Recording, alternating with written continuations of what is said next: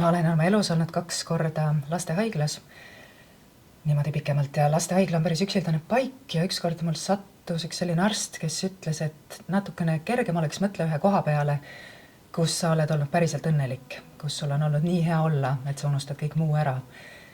Ja sellest hetkest on minu elus üks pilt, kuhu ma alati lähen, kui mul on raske, ja see pilt on minu vanaema, vanaisa, minu isa lapsepõlvekodu. See on üks puu Heinamaa serval, kus siis 3 küljes on mets ja 1 küljes on vana saun.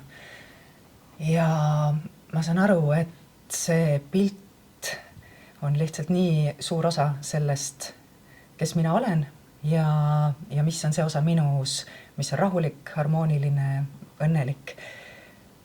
Ja ma olen märganud, et minu lastel, kes on ju tegelikult linnas üles kasvanud, nagu ka mina, kui on stressirikkam periood, kui on midagi, mis ajab närvi, teeb murelikuks, siis nad ütlevad kohe, et palu lähme maale. Kas me saaksime kuidagi palun maale minna?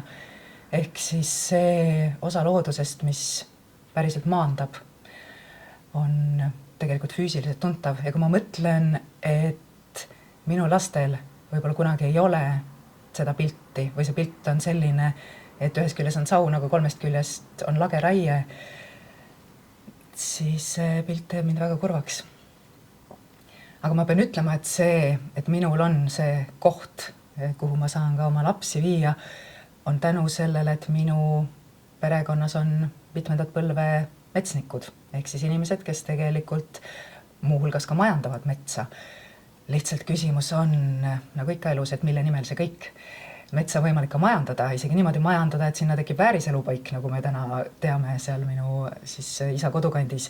Aga küsimus on, kas ma teen seda ahnusest või ma teen seda armastusest ja tulemus on väga erinev.